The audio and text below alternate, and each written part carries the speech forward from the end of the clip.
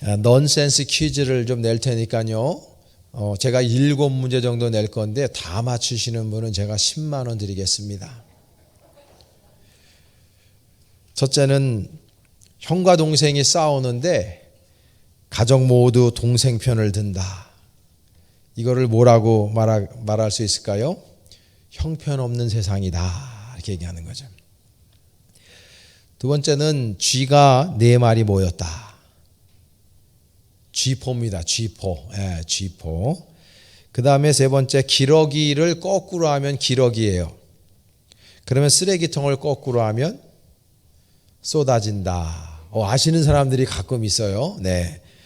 그 다음에 네 번째, 개가 사람을 가르친다. 개가 사람을 가르친대요. 개인지도입니다. 개인지도. 다섯 번째, 신혼을 뭘로 우리가 정의할 수 있을까요? 신혼? 한 사람은 신나고 한 사람은 혼난다. 이렇게 할 수 있다. 여섯 번째, 가짜 꿀을 만드는데 반드시 들어가는 게 있어요. 진짜 꿀입니다. 마지막 하나, 한 남자가 25도 되는 소주 4병, 6도 정도 되는 맥주를 10병, 그 다음에 45도 정도 되는 고량주를 2병 마시면 몇 도를 마신 건가요? 졸도를 마신 겁니다. 졸도한다. 그래서 제가 다 맞힐 분이 없는 걸 뻔히 알기 때문에 10만 원 드린다 그런 겁니다. 여러분, 우리가 오늘도 하나님의 말씀을 듣다가 은혜에 졸도하시기를 축복합니다. 네, 그렇습니다. 매년 유엔이 발표하는 세계 행복지수가 있습니다. 이 행복지수를 보면요, 항상 덴마크라고 하는 나라가 거의 1, 2위를 차지하고 늘 상위 랭커에 올라가 있습니다. 참 부러운 일이 아닐 수가 없어요. 근데 우리가 덴마크를 연구해 보면요, 이 덴마크는 사실 환경적으로는 절대로 행복지수가 높을 수 없는 나라입니다. 이 덴마크는요, 사시사철 중에 딱 50% 정도가 맨날 비가 옵니다. 그리고 겨울이면, 겨울의 계절에 딱 들어가면 하루에 4시간만 햇빛이 비칩니다. 그러니까 날마다 비가 오고 햇빛을 받지 못하면 사람들이 우울증에 빠져요.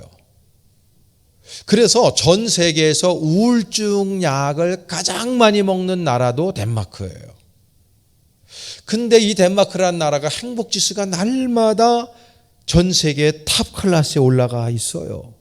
왜 그런가 사람들의 연구해 보니까 이 나라에는요, 다른 나라에 없는 정신 하나가 있어요. 그게 뭐냐면 회계 정신이에요. 회계. 그래서 이 회계라고 하는 이 덴마크 말을 다른 어떤 나라 말로 번역하기가 엄청나게 힘들다는 거예요. 그래서 제가 어느 책을 보니까 이 회계라고 하는 이 단어의 뜻을 이렇게 풀었었어요. 회계의 근본은 잘난 체 하거나 으스대지 않고 어느 누구도 공박하지 않으며 경쟁하지 않는 것이다. 남들을 깔아뭉개고 각광받겠노라 용쓰지 않는 것이다. 다른 이들에 대해 불평하지 않는다. 회개의 불문율은 이렇다. 나 자신을 그대로 내보인다. 뭔가를 가시하려고 애쓰는 것에서 벗어나서 경계태세를 허문다. 가면을 다 벗어던지고 껄끄러운 문제들을 제쳐놓는다. 경쟁, 과시, 가식이 세상을 피곤하게 한다고 본다. 시간은 한정적이라는 것을 명심한다. 잘나 보이려고, 과시하려고, 불평하다가 부정적인 생각만 하다가 허비하지 않는다. 소중한 사람들과의 지금을 귀히 여긴다. 그러다 보면 모든 순간이 행복하다. 이게 회개라는 거예요. 회개. 여러분, 지금 우리들의 삶에서 회개의 정신이 필요한 시절 아닙니까? 우리는 지난 1년도 그렇고 아직도 우리는 코로나19 속에서 벗어나질 못했어요. 늘 불안하고 초조하고 짜증나고 화나고 힘들고 버거운 인생을 살아갈 이때에 덴마크 사람들이 가지고 있는 회개 정신이 특별히 우리 그리스도인들에게 필요한 시절이 아닌가 그런 생각을 합니다. 한번 저 따라서 해볼까요? 회개. 그렇습니다. 이 회개의 마음과 회개의 정신이 지금 저와 여러분 온 세상에 필요한 시절이 아닐까 그런 생각을 하게 돼요. 사랑하는 여러분, 오늘 본문에서 바울은요 3가지의 질문을 로마 교인들에게 던지면서 그리스도인들로서 이 악이 관영하고 비진리가 판을 치고 버겁고 힘들게 살아가는 사람들에게 어떻게 살아가는 것이 가장 그리스도인다운 삶인지를 가르쳐 주고 있어요. 그래서 오늘 이 말씀을 함께 나누면서 저와 여러분들이 은혜에 졸도하기를 간절히 축원합니다. 바울이 던진 3가지 질문 중에 첫 번째 질문이 있어요. 그게 뭐냐면 자랑할 때가 어디냐 하는 질문이에요. 오늘 본문에 27절에 이런 말씀이 있죠. 그런즉 자랑할 때가 어디냐 있을 수가 없느니라 라고 바울이 그렇게 말합니다. 이 질문은 유대교적 율법주의자들에게 바울이 던지는 질문이에요. 교회 안에도 로마 교회 안에도 여전히 유대 기독교적인 유대 율법주의적인 기독교인들이 그 안에 들어와 있었어요. 그래서 기독교적인 마인드로 완벽하게 점령당한 사람들이 아니라 하나님의 은혜 안에 다 점령당한 사람들이 아니라 여전히 유대 율법주의적인 마인드를 가지고 신앙생활하는 사람들이 교회 안에 있었고 주변에도 얼마든지 찾아볼 수가 있었다는 거예요. 여러분, 이 유대적인 율법주의자 이 사람들이 어떤 마음을 가지게 되냐면요, 사람들이 이런 생각 말을 하는 거예요. 당신이 믿음으로 구원받고 은혜로 구원받았다고 하는데 믿음으로 구원받고 은혜로 구원받으면 율법은 어디 있냐 이거예요. 율법을 지키지 않게 된다는 거예요. 율법을 소홀히 하게 된다는 거예요. 그러면서 이 율법주의자들의 삶을 꼬집고 있는 거예요. 여러분, 율법주의자들은요 항상 그 율법의 잣대로 다른 사람들을 정죄합니다. 나는 율법을 잘 지키는데 너는 왜 율법을 지키지 않느냐 정죄합니다. 그러면서 다른 사람들에게요 나는 율법주의자라는 것을 자랑하며 삽니다. 여러분, 지금 세상에 온갖 어려움들, 지금 세상에 온갖 비극들이 왜 일어납니까? 여러 가지 요소가 있지만 오늘 본문을 근거로 보면요 사람들이요 자기 자랑을 하고 살기 때문입니다. 그것이 어찌 보면 대인관계를 다 깨는 것이고요 수많은 비극들을 유출해내는 원흉이 되는 겁니다. 자기 자랑 말이죠. 사람들은요 자신의 학벌을 자랑합니다. 사람들은요 자신의 외모를 자랑하기도 합니다. 사람들은요 자신의 출신 배경을 자랑하고 자신이 가지고 있는 거짓지 않은 권력들을 자랑할 때 있고 자신이 가지고 있는 부를 자랑합니다. 요즘에는요 하다못해 자신이 키우는 강아지도 자랑합니다. 그렇게 자신의 스펙을 자랑하면서 다른 사람들보다 자신이 더 높고 똑똑하고 위대하고 특별하다는 것을 자꾸 드러내는 겁니다. 그러다 보니까 비교의식 속에 빠져요.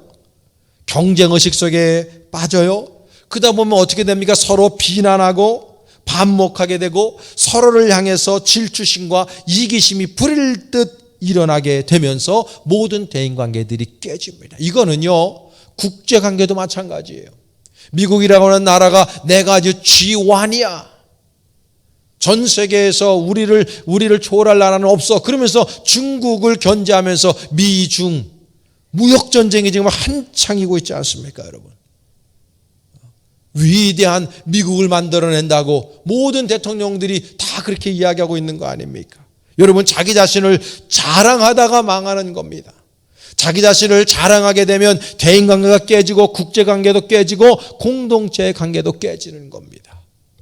사랑하는 우리 벌떼교회 성도 여러분, 날마다 겸손함을 유지하시기를 축복합니다. 겸손해야 살아요. 겸손해야 사는 겁니다. 우리 교회 몇 년 전에 우간다, 제가 교인들 8분 모시고 9명에서 우간다를 한 3, 4년 전에 다녀왔어요. 그때 며칠 밤을 거기서 자면서 그 중에서 가장 기억에 남는 것, 제가 평생에 정말 기억에 남는 그런 잠자리, 사파리에 가서 잠을 잤습니다. 정말 하마가 바로 앞에 있었고 악어도 보았고 정말 그 대초원에서 그 사파리 안에 있는 숙박시설에서 잠을 자는데요. 그때 감동은 지금도 잊을 수가 없습니다. 우간다에 가면 우간다의 상징적인 동물이 임팔라라고 하는 동물입니다. 이 임팔라는요, 초식동물로서 사슴과 매우 흡사하게 저렇게 생겼는데요. 이 수컷은요, 나선 모양의 무늬가 있는 아주 독특하고 긴 뿔을 가지고 있습니다. 그래서 이 임팔라 수컷들끼리요, 싸울 때 그 저 뿔을 부딪히면서 싸웁니다. 얼마나 세게 부딪히는지 그 초원에 딱딱딱 소리가 납니다. 그런데요, 그 초원에서 임팔라가 서로 뿔을 부딪히며 싸우는 소리를 기다리는 존재가 있어요. 그게 사자예요, 사자. 사자가요, 얘네들이 뿔을 탁 부딪히면서 딱딱 소리 내고 싸울 때요, 저기 임팔라가 있구나. 그리고 사자가 마구 달려옵니다. 임팔라 수컷들은요, 그 힘을 자랑하면서 뿔을 자랑하면서 막 싸우는 그 도중에 사자가 자신을 잡아먹으려고 와 있는 걸 몰라요. 그래서 수많은 임팔라가 사자 밥이 되는 경우가 얼마나 많이 있는지 몰라요. 자신의 뿔을 자랑하다가 사자의 밥이 돼버리고 마는 겁니다. 혹 여러분들이 자랑하고 싶은 뿔이 있습니까? 여러분 겸손하시기를 간절히 원합니다. 사탄의 밥이 되고 맙니다. 지금 바울은 그 이야기를 하고 있는 겁니다. 또 하나, 두 번째, 지금 사도 바울이 질문해요. 하나님은 유대인만의 하나님이시냐? 이거 묻고 있는 거예요.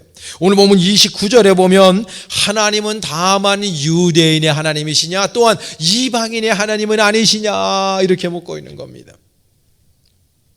유대인들은 자신들이 하나님 아버지께 선택된 하나님의 선민됨에 대해 늘 자랑했어요.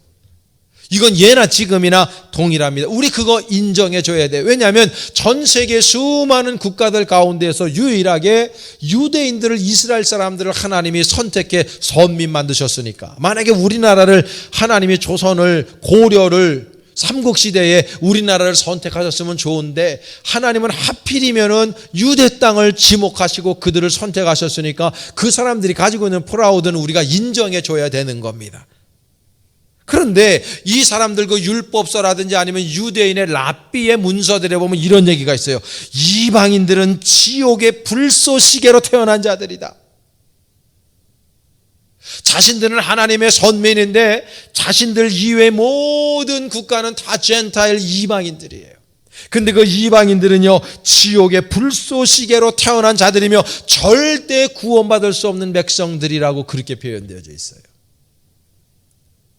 여러분, 자기 자랑은 필연적으로 타인 비하로 발전합니다.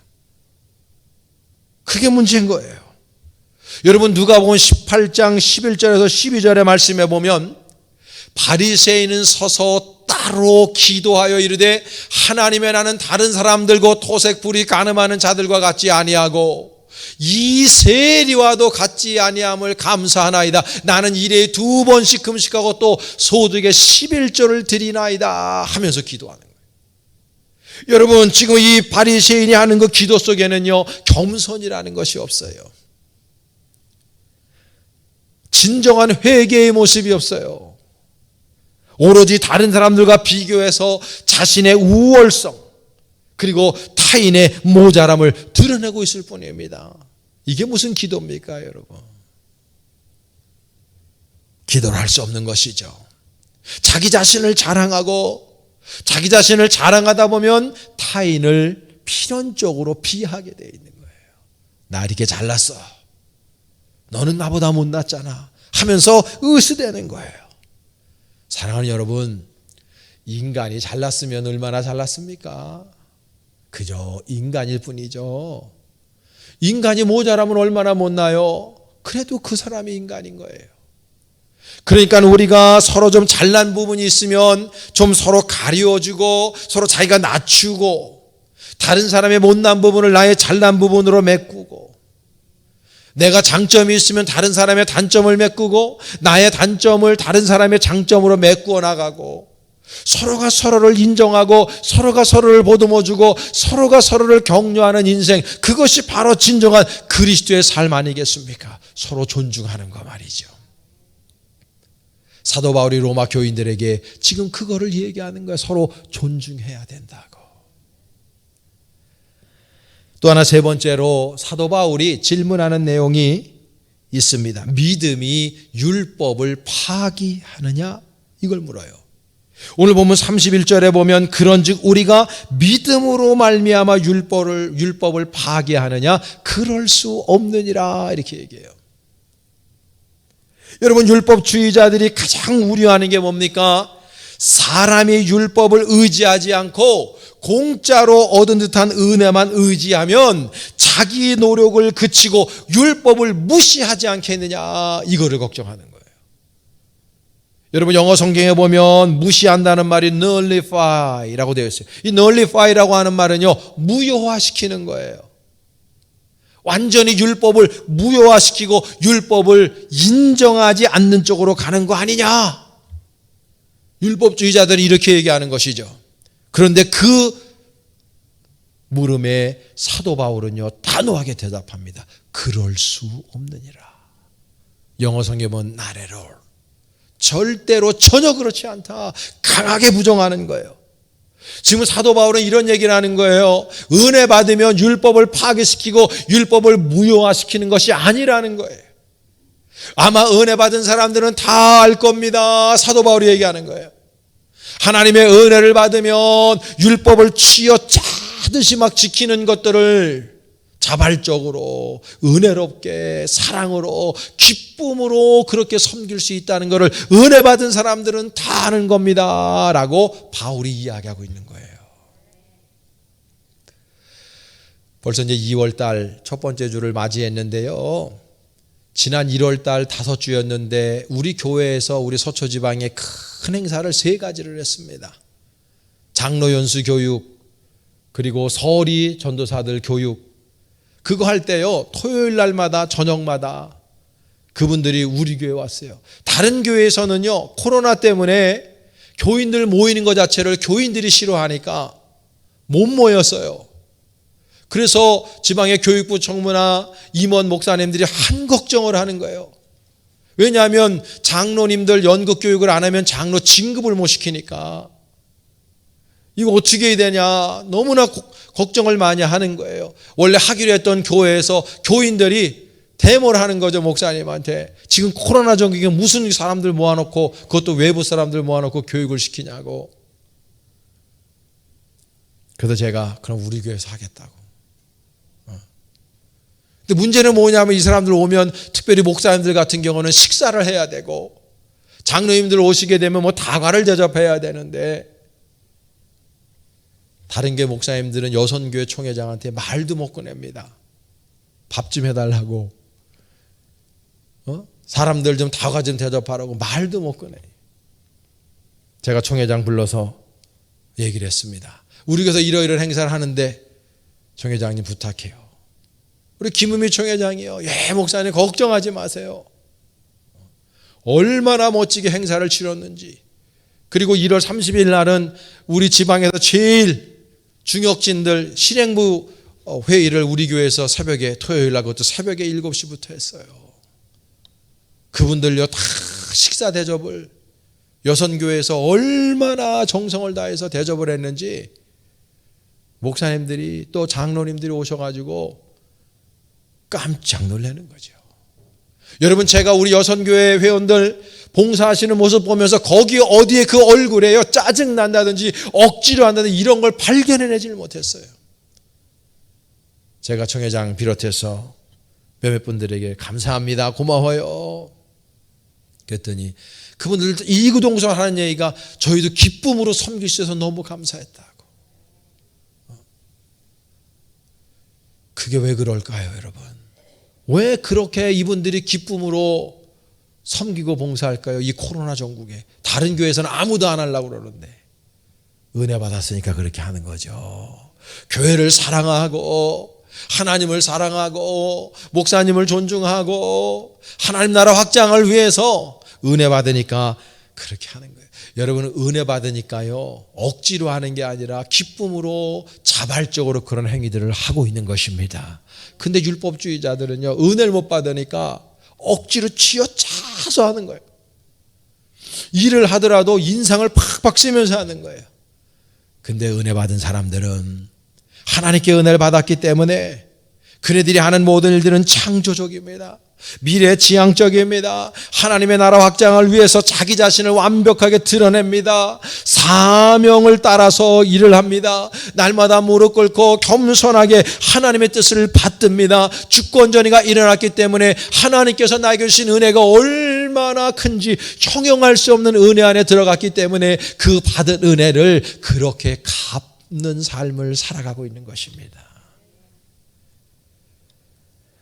여러분, 은혜 받은 사람 어떻게 살아가나? 가장 중요한 거 한 가지 말씀드리면요, 자랑의 내용이 바뀌어요. 사람이 은혜 받잖아요, 성령 충만하잖아요, 자랑의 내용이 바뀝니다. 사도 바울이 지금 이 세 가지의 질문을 율법주의자들 유대인들에게 던지면서 너희들이 유대인인 거, 너희들이 율법을 받은 거, 너희들이 선민인 거, 그거 자랑하고 있지. 그런데 은혜 받으면 자랑의 내용이 바뀐다고 얘기하고 있는 것입니다. 바울 서신, 특별히 빌립보서 3장 4절에서 6절 말씀을 보면 바울이 예수 만나기 전에 자신이 자랑할 거리가 얼마나 많은지를 집약해서 말씀하는 내용이 나와요. 그러나 나도 육체를 신뢰할 만한, 나 자랑할 거 많다 그 말이죠. 만일 누구든지 다른 이가 육체를 신뢰할 것이 있는 줄로 생각하면 나는 더욱 그러하니. 사도 바울은 그 20세기 전에 2000년 전에 3개 국어를 한 사람입니다. 나는 8일 만에 할례를 받고 이스라엘 족속이요 베냐민 지파요 히브리인 중에 히브리인이요 율법으로는 바리새인이요 열심으로는 교회를 박해하고 율법의 의로는 흠이 없는 자였다. 저 하나하나가요 20세기 전에는요 가장 위대한 자랑거리 중에 최고 자랑할 수 있는 것들입니다. 완전 스펙이요 장난이 아닌 거예요. 이 사람이 그 2000년 전에 사도 바울의 스펙을 따라갈 사람이 전 세계적으로도 거의 없다고 보시면 돼요. 근데 이분이요 그 다음 구절 빌립보서 3장 7절에 뭐라 그러냐면 예수 만나고 난 다음에 그러나 반전이 일어난다고. 그러나 무엇이든지 내가 정말 이 자랑할 것들이 너무너무나 많은데 내 스펙 자랑하려면 누구에게도 뒤지지 않는데 그러나 무엇이든지 내게 유익하던 것, 내가 자랑할 수 있는 모든 유익하던 것, 내가 그리스도를 위하여 다 해로 여긴다고. 저 다음 구절 8절에 보면 배설물로 여긴다고까지 표현하고 있어요. 영어 성경에 보면요, I now consider loss for the sake of Christ. 내가 예수 그리스도를 위해서 그 loss, 내가 그 모든 것들을 분실했다는 거야. 분실. 다 내가 잊어버린 거야. 내가 가지고 있었는데 돈 잊어버리듯이 분실했어요. 내가 진짜 귀하게 여긴 것들이에요. 내가 반지를 분실했어요. 내가요 무슨 똥 굉장히 비싼 거 있잖아요. 그런 가방을 내가 분실했어요. 근데 그거를 내가 찾을 방법도 없고 찾고 싶은 마음도 전혀 없다는 뜻이에요. 이게 옛날 그것이 나한테는 보물이었어요.